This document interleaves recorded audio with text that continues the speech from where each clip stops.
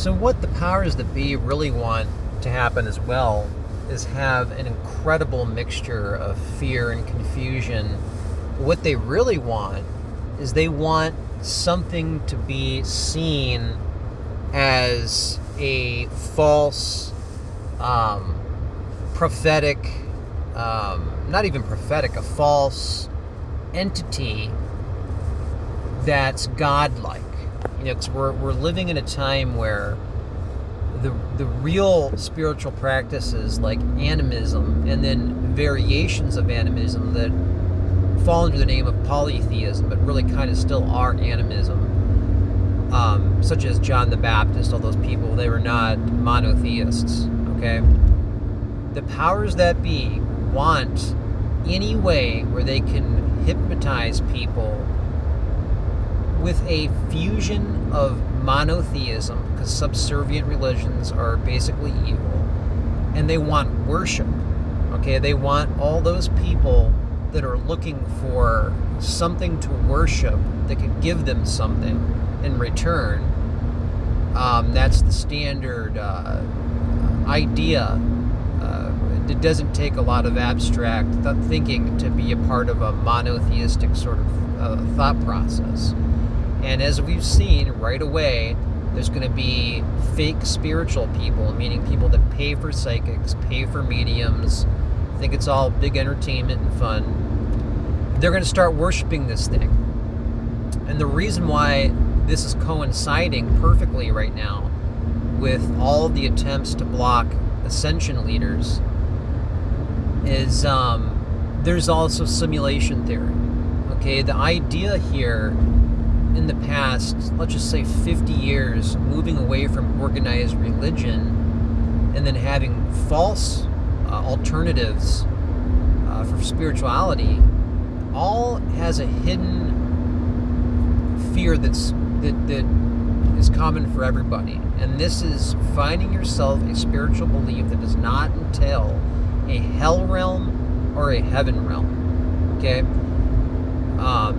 Amazingly, people that believe in simulation theory kind of think, okay, I live forever, I'll be upgraded in some sense, and when I pass on, I'll go to my own sort of afterlife that was created for me. And they, for some reason, don't like to then think of the first mover of that, and how the first mover of this simulation has to have an agenda, and the agenda is not for our benefit, because pain and suffering and evil exist, right?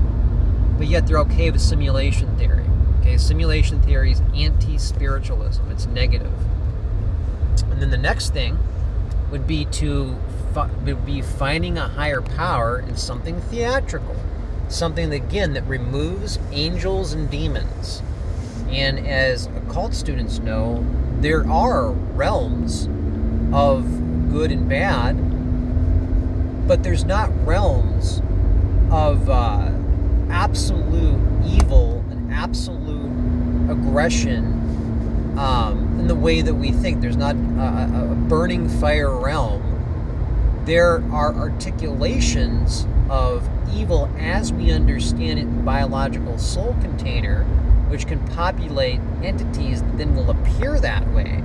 But to think that there is a realm where someone gets stabbed with a pitchfork, burning in fire for the rest of eternity is ridiculous. And I think most people know this, but it's so ingrained innately into their belief. It's like everyone is trying to do everything they can to place themselves at a spiritual belief that's catered towards them and their theatrical movie idea. Whatever they have stored in their mind that could explain supernatural phenomena. And the powers that be have done a great job in steering most people towards a sort of a base idea of what ascension should be, and what like the awakening is. And people want it to involve superpowers, levitation, flying, being able to melt. They do like worm forming, bending metal, spoons and metal with your mind and all that. And again, that's in the same pool as seeing Atlas as something to worship. So when you have people thinking that Atlas is a God-sent entity that's going to bring in ascension, mixed with anti-spiritualism, mixed with simulation theory, mixed with the world being steeped in materialism, this is how the hypnosis solidifies and manifests.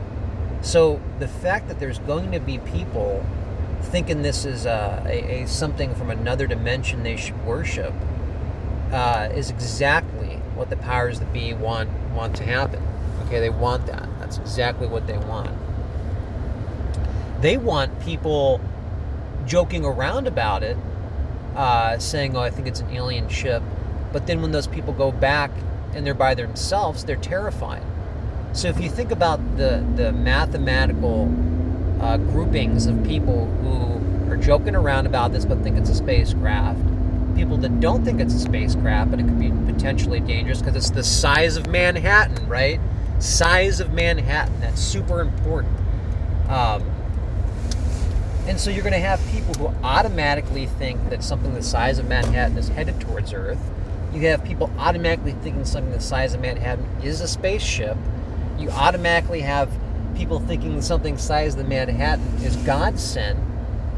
And there's this whole mix match of spiritual, religious, sci-fi script, hodgepodge mess that hypnotizes people and makes the confusion so bad that everything negates itself. It's just one big negation, and the end result is negative. It means you're polarizing negative.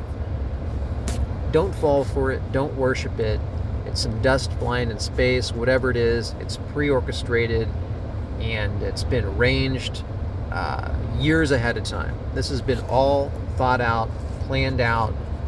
Like I said, any peaceful beings would never, ever present themselves in any fashion where you could attach any scary language to them approaching you. They would appear like the Phoenix Lights, suspended, not moving, non-threatening. Reeks of DS.